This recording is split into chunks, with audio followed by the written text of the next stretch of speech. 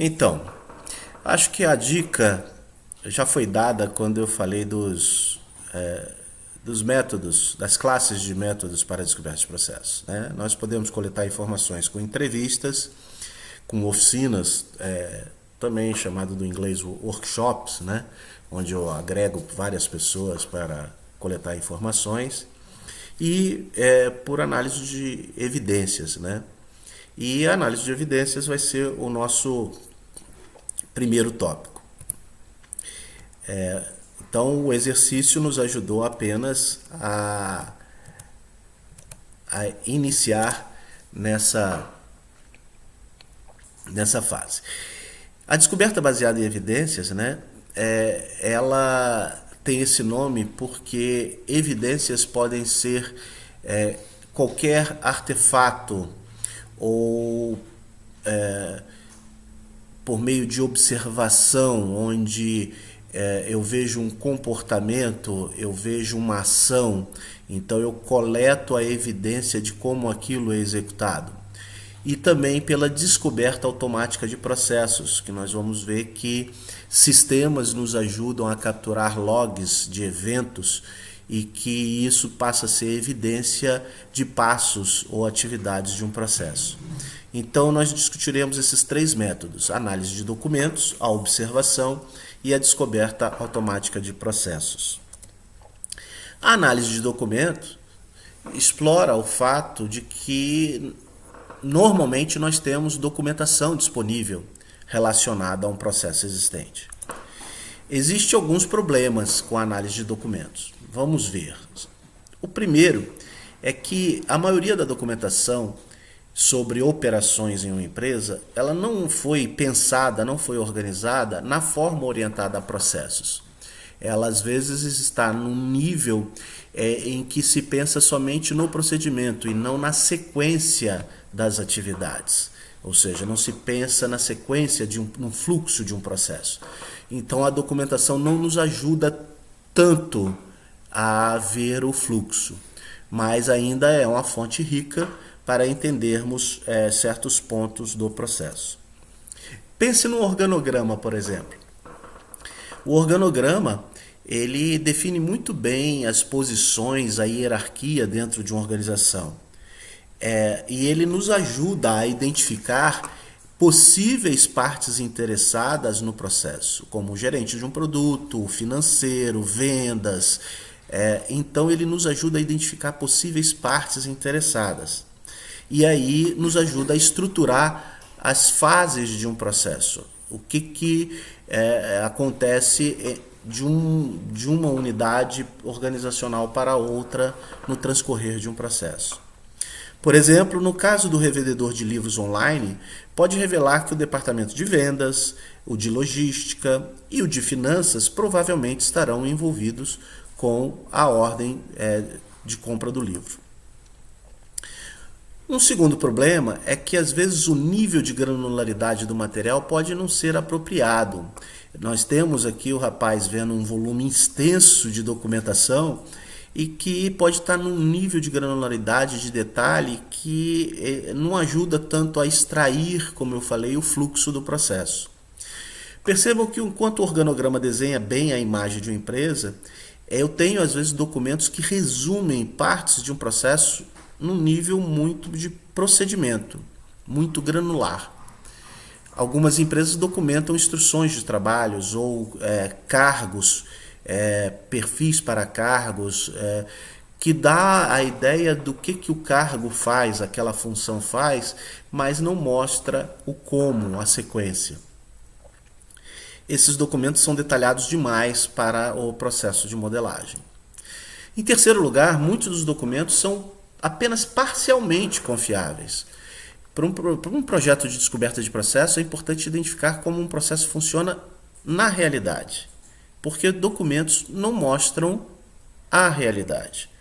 Eles podem estar desatualizados ou descrevem como as coisas deveriam funcionar de forma ideal e não como as pessoas as executam de fato.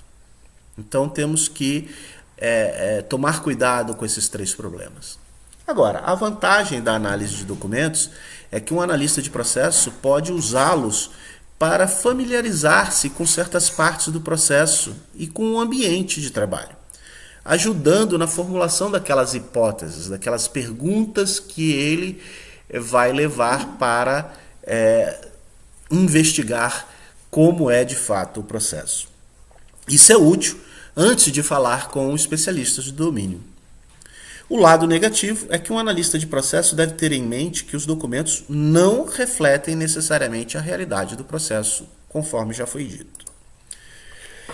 Uma outra técnica, um outro método baseado em evidências, é a observação.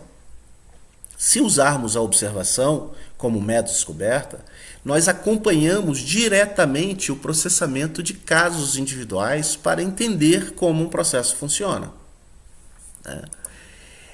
Os analistas, eles podem desempenhar tanto o papel ativo, simulando um cliente em um processo, quanto o papel passivo de observador, vendo o dia a dia do trabalho normal.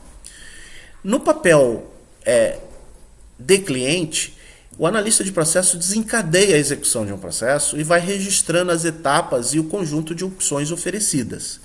Por exemplo, no caso do revendedor de livros online, o analista pode criar uma nova ordem de livro e acompanhar que atividades são realizadas no lado do revendedor.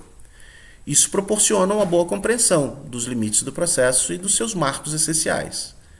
No entanto, o analista só verá as partes do processo que requeram interação com o cliente, porque ele está simulando o lado do cliente. A parte de back-office, a parte por baixo de logística, ele não está vendo. Já no papel de um observador passivo, este é mais apropriado para entender todo o processo, mas ele requer acesso às pessoas e aos locais onde cada parte do processo está sendo trabalhada. Normalmente, esse acesso vai requerer a aprovação dos gerentes e dos supervisores das equipes correspondentes. Além disso, pode haver um problema com as pessoas agindo de forma diferente, porque sabem que estão sendo observadas. As pessoas geralmente mudam seu comportamento sob observação. Às vezes elas se acham que estão sendo auditadas e não estão entendendo que é para levantar um processo como ele é de fato feito. E por isso elas buscam fazer a coisa como está escrito e não como de fato elas fazem. Então isso pode trazer erros na avaliação. Outro fator é que as pessoas às vezes trabalham mais rápido, com maior atenção quando estão sob observação. E é importante ter isso em mente quando medir tempos de execução faz parte da avaliação de um processo. A descoberta baseada na observação tem a vantagem de revelar como um processo é conduzido de fato, na realidade, naquele momento. O que contrasta com aquela ideia da análise de documentos, onde você está vendo algo que já foi feito no passado.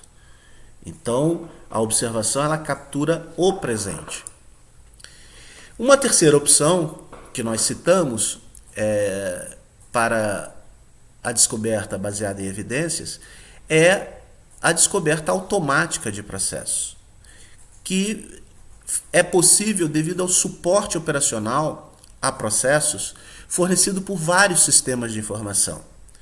Vários sistemas informatizados oferecem a captura de logs de eventos. E esses logs de eventos registram o quê? Atividades feitas. E se nós capturarmos esses logs de eventos, nós conseguimos ter a visualização da sequência de atividades, ou seja, conseguimos automaticamente descobrir os processos. Para isso, esses dados de eventos devem ser registrados de tal forma que 3 coisas precisam estar claras. Primeiro, que seja identificado o caso individual do processo. Que instância faz parte aquele evento? A outra coisa é que seja identificado qual a atividade específica do processo que ocorreu aquele evento. E o ponto preciso do tempo, para que seja possível sequenciar essas atividades. Se essas 3 informações estiverem disponíveis, no registro de logs de eventos, né? As técnicas de descoberta automática podem ser usadas para reconstruir o modelo de processo. Como essa abordagem ela tem a ver com algumas características de mineração de dados, onde informações significativas são extraídas de dados, essas técnicas de descoberta automática de processos são trabalhadas numa área de pesquisa chamada mineração de processos. A vantagem da descoberta automática de processos é que logs de eventos capturam a execução de um processo com precisão, incluindo informações sobre tempo de execução. No entanto, uma limitação é que algumas dessas informações registradas podem ser enganosas. Este pode ser o caso, por exemplo, de um sistema falhar e os logs não serem armazenados corretamente. Esse tipo de falha relacionada ao armazenamento defeituoso de registro de evento é chamada de ruído. Além disso, os modelos resultantes da mineração de processos podem não ser diretamente compreensíveis, eles precisam ser trabalhados antes de se tornarem elegíveis. Porque o comportamento do processo pode ser complexo, de modo que modelos gerados sejam ilegíveis. Nesse caso, os logs devem ser filtrados ou agrupados para obter modelos que ajudem a entender o processo. Fechamos 3 tipos de modelagem baseada em evidências. Vamos falar um pouco agora sobre a descoberta baseada em entrevistas. A descoberta baseada em entrevistas refere-se a métodos que se baseiam na entrevista com especialistas de domínio sobre como um processo é executado. Com entrevista, temos que considerar aqueles desafios citados na aula anterior da descoberta de processos. Vamos lembrar quais são? O conhecimento do processo está espalhado, né? Está fragmentado por diferentes especialistas de domínio. Os especialistas de domínio pensam em termos de casos individuais, de instâncias, né? E que os especialistas de domínio também não são familiarizados com linguagem de modelagem de processos.